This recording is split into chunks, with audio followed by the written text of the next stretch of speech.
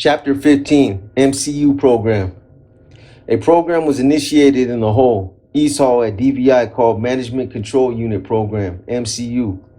This program was started as an incentive for those who remained disciplinary free, having no write-ups for 1 year. We were selected to participate in the program before entering back into the mainline yard. There were approximately 300 convicts participating in this unit. Each inmate had his own room or space, a larger exercise yard, and could go to a chow hall for meals. This was a big improvement from what we had. We were earning our way back to the mainline. Eventually, the administration made other positive changes in the system. One change designed to keep the peace between the rival gangs was housing them at separate facilities throughout the state. All of DVI at Tracy was for the Nuestra Familia. Soledad Central was for dropouts and gang members who no longer wanted to be involved with violence. San Quentin and Folsom was dedicated to the MA and ABs. CMC and Vacaville were considered neutral ground for all gangs. No exceptions. This was working. Peace was happening. Time passed, and before I knew it, I'd gone several years clean with no major problems or disciplinary write-ups. Several times I had to help the administration to keep minor problems from escalating into full-blown brawls. Stabbings were at an all-time low. There were some things between individuals that were beyond my control, but I had kept the peace for the most part. After going to annual committee meetings over the years and having been rejected in attempts to go back to the mainline, I stopped going. I was tired of going in there and being asked what I had done to improve myself. There was nothing to look forward to. The results were always the same. I was rejected. One afternoon, prior to another annual review, the CC2 counselor, Mr. Kane, called me in for a pre-committee meeting. I told him I didn't want anything to do with it. I reminded him of all the other times. I didn't want to get false hopes going. This time, however, he told me I should attend. He told me I might have a surprise in store. 2 days later, I went before committee. As I stepped into the room, I saw the facility captain, the program administrator, and Mr. Kane.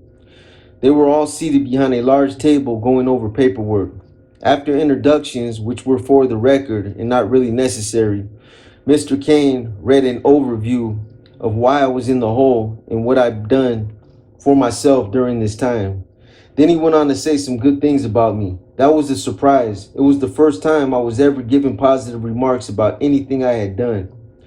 At the end of the hearing, I was approved for the MCU program at East Hall, which I've been hearing so much about. I was speechless, and when the committee asked me if I had anything to say, all I could manage was a sincere thank you and a brief acknowledgement that I appreciated the chance to attend this program. I left with a big smile on my face. Later on, I was surprised to find out that Babo, DR, Mousy from San Jose, and Crow from Salinas were at MCU also. They were transferred from Soledad Central, along with Dickie Bird, who didn't fit the criteria for MCU and ended up on the mainline.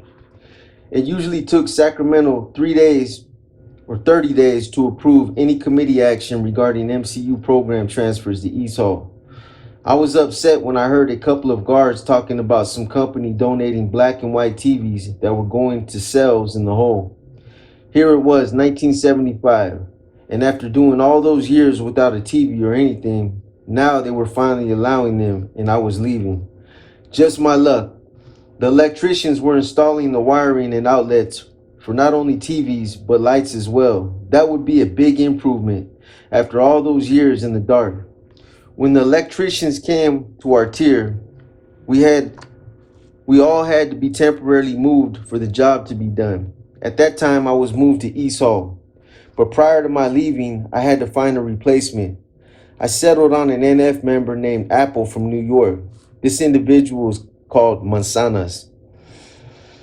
He was a Puerto Rican who had liked the accommodations in San Quentin and had tried to escape in the 1960s. After that, he had been transferred to Soledad. He'd come down with Babo, DR, and the rest of them. They had all been schooled by Babo and DR, so they all got ranked before the NF members at DVI. I had been watching Apple and noticing how he carried himself with the other members. He was bright and patient and took his responsibilities seriously. He was my recommendation for my replacement. Larry never doubted or questioned my decisions or choices and endorsed Apple for the position. That was good news, or that was the good news. Now for the bad news. Whenever any lieutenant in charge is moved or transferred to another yard or institution, he loses rank and goes back to the rank of soldier until seen fit for promotion back to lieutenant. I fully expected this to be the case with me. It was what I was taught when I was schooled. I gave Apple the rundown on all his soldiers so he'd have a better understanding of individual capabilities and what he was dealing with. I knew I'd chosen the right man for the job.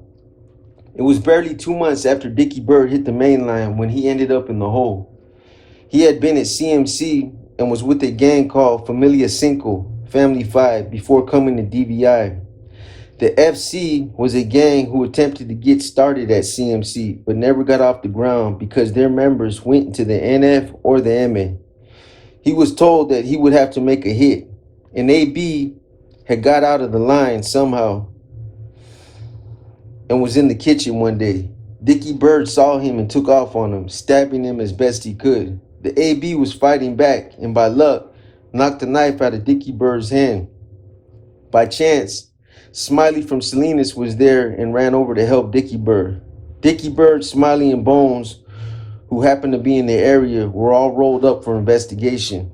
Meanwhile, Bobo had been released from East Hall back to the main line. After getting settled, he sought out Larry to start working on strengthening up the organization. When I arrived at East Hall, the lieutenant in charge was Mousy from San Jose. Mousy was a character. He was an ugly old coot, too. With his scruffy beard, he looked like a troll trying to find his bridge. There was no question as to how he had been given that nickname. I noticed everyone, including the tier leader, was NF. That was a relief. There was another lieutenant named Sapo, Frog, there who was not very popular with a few of us. Sapo was one of the members who hit Fat Mike at Dead Man's Alley. He was charged but never convicted on the hit on Fat Mike. Something about Sapo didn't sit right with me. It was just a feeling I had. I was assigned my own room with lights. What a concept. I also found out we could have our own black and white TV, so I asked a family member to send one in. Even though it was only a black and white, this was a huge improvement. A guy could get comfortable with all these perks. One of the tier tenders told me DR wanted to talk with me later. The next day, I headed to the yard. I saw a lot of faces I knew. Some I'd worked for, others had been under my command. There was a new gang called Bad Company, an offshoot of the AB, and white guys who were NF sympathizers.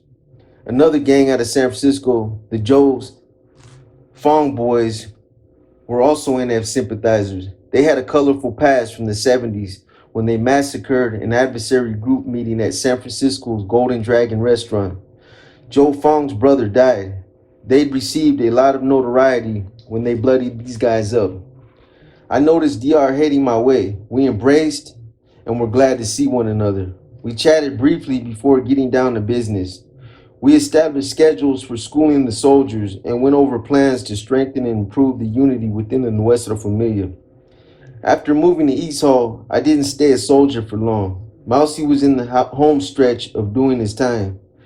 DR knew my reputation as a leader and chose me to fill Mousy's position when he went home. My training started all over again, and I spent most of my time at Mousy's side. A general meeting of all the tier lieutenants was held.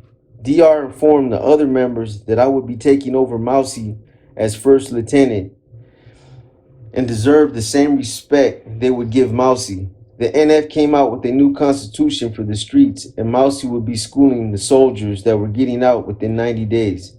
The new constitution was called the subdivision. As for me taking over, there were some hoots and boos when DR delivered the message to the gang. There were a few members who weren't sure about me, and some didn't like the fact that there was a new sheriff in town. That meant changes would be made. One of those changes was that I informed Sapo that he was going to be demoted. It wasn't because of what he did to Fat Mike. It was just one of those guys. He was just one of those guys that you knew in your heart wasn't any good. Sapo was mad at me for this and told me he was going to complain to Larry. When I took command, Sapo was demoted. Larry talked with me about the move. I told him it wasn't personal. It was due to Sapo's lack of experience as a leader. Later, Sapo went into the Federal Witness Protection Program. Like I said, sometimes you just have a feeling about a guy. Every lieutenant has a tier commander, TC, who is equal to a sergeant. A TC takes temporary command when the lieutenant isn't available. As such, the TC is basically the right-hand man to the lieutenant of each tier. My TC was called up every 90% of the time when I was off the tier for meetings or whatever came up. When Mousy went home, I would have approximately 200 soldiers under my command. DR was schooling me on tactics and other meaningful operations. It was a good thing he did because 2 weeks later, Mousy paroled and DR was transferred to the mainline. Throughout my years as a lieutenant, my formal training as a leader continued, and I acquired lots of experience and responsibility. I had to make decisions every day. Some were easy, some not so easy. Decisions were made to benefit the family. One day I received word, or should I say, received an order that required all my years of experience and my own personal judgment to deal with. I was shocked when I got that command. I know what the Constitution said, and I know what the rules are. I was to obey all orders as directed from the top. For God's sake, though, it seemed no one was safe in this game. The order was to hit Peanut. Here was a member who had always been a loyal, devoted member to the NF. I couldn't believe my ears. A hit on Peanut, the same Peanut who had taken me under his wing to help me where I was at today. He was a friend, and I wanted to know why. What could he have done so wrong to deserve to be hit? It turned out he had disobeyed a couple of orders given to him regarding some petty things that happened some time ago in another regiment. I went to bat for him and spoke up.